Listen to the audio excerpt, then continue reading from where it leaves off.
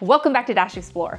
I'm Sarah, and today we are going to re-dash through our trip to Paris back in 2023, and I'm going to show you our 3-day Paris itinerary at Christmas time in just 3 minutes. So like I just said, this trip actually took place back in November, December of 2023, but if you're planning a trip to Paris this holiday season, I had to reshare the magic that we captured during our trip a couple of years ago because it is truly something that I was not prepared for going into the trip. I'm sure Paris is so beautiful regardless of the time of year, but our first trip to Paris was at Christmas time, and it will always hold a special place in our hearts. And just for reference, at the time of this trip, Delaney was 11 months old and Haley was 3.5, so they have grown up so much since this trip, and it has been so fun to go back and look at all the videos of their sweet little faces on their first trip to Europe. And again, like I said, I'm going to be going through this itinerary really quickly so you can get a quick glimpse of what Paris is like at Christmas time, but if you have any more questions or want to see any more detail of what we did while we were on this trip, I will link our Paris vlog as well as our tips for visiting the European Christmas markets in the description box below. And so with that, let's jump into 3 days in Paris at Christmas time in just 3 minutes. Day 1 started with us landing at Charles de Gaulle Airport around 4 p.m. local time. We had hired a private car service ahead of time to pick us up from the airport, and they were a total lifesaver. They provided us car seats too and drove us into the city to our Airbnb. We were so exhausted from jet lag that the girls immediately fell asleep in the car and were so tired that we couldn't wake them up to get a first glimpse of the Eiffel Tower lit up at night. We arrived at our Airbnb,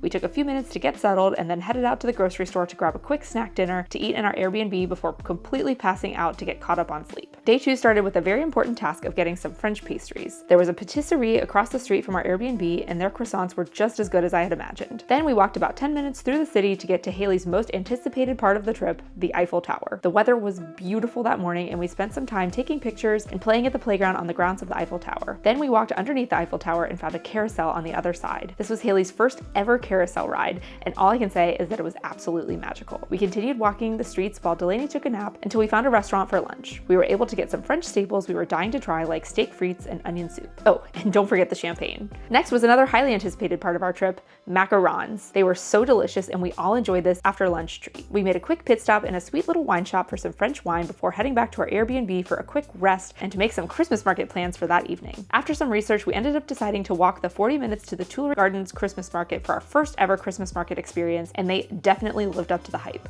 Okay, quick time out because I just need to hop in here and tell you, please do not be like us. We were traveling to Europe for the first time with our kids. We were so overwhelmed with Delaney being so small, new language, new place, so many things when you have kids involved, and we were just too afraid to take public transportation, and I beg you to not be like us. So we walked 40 minutes through the city, there and back multiple times, averaging like 20,000 steps a day. And it would have been so very easy for us. There was literally a metro stop across the street from the exit of our Airbnb. We could have taken the metro right over to the Tuileries Gardens. It would have taken like 5 minutes, and it would have been so much less stressful. So do not be afraid of public transportation. We have done it many, many times on all of our travels since. So please, please do not be like us. Oh, and one more tip before I hop back in. If you are planning to go to Europe for Christmas market season, do some research ahead of time, figure out where the markets are, and try to stay closer to them because that will also assist you in trying to get from place to place. So just a couple of things for you to think about if you are planning a European Christmas market trip. Okay, I am done now, so let's hop back into our redash of Paris at Christmas time. The food smelled and tasted incredible. The Christmas vibes were strong, and the activities for kids were amazing. After getting our festive fill of activities, we walked back through the city to our Airbnb to crash and get some more rest. Day 3, our final full day in Paris, started at our same bakery again, but this time we took our coffee and pastries to a park just down the street and let Haley play while we enjoyed our breakfast. It was the perfect slow morning since we were still recovering from jet lag. Then we decided to walk around and do some souvenir shopping before grabbing some sandwiches from a deli to take back to our apartment while the girls got some rest. I did make one trip to the grocery store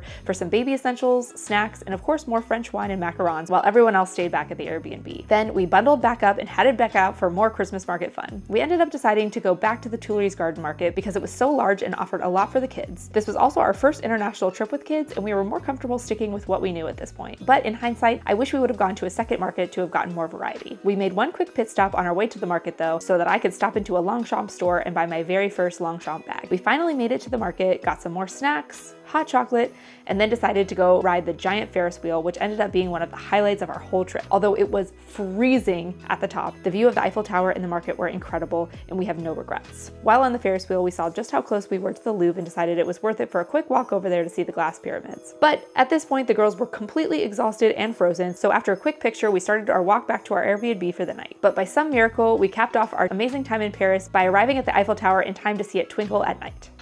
Okay, that sums up our 3 days in Paris in just 3 minutes. We crammed so much into this time, and honestly, it was really more like 2.5 days since we didn't get there until nighttime on that first night, but we did so much stuff. We got to eat so much food. We got to try so many things. We got to experience European Christmas markets, which are truly so incredibly magical. And I hope that this gets you excited for your upcoming trip to Paris, or if you are on the fence about whether or not you should book one, take this as your sign that you will not regret being in Paris at Christmas time. So if you found this video helpful, I would really appreciate it if you could give it a like. And if you have any other questions or you want more information about our time in Paris at Christmas time, please leave us a comment down below. And if you want to follow along for more of our family travel tips or family travel inspiration, please make sure you click the subscribe button and ring the notification bell so you can get notified when we post new videos. And you can also follow us on Instagram or Facebook at Explore. Thank you so much for watching today, and we will catch you in the next one.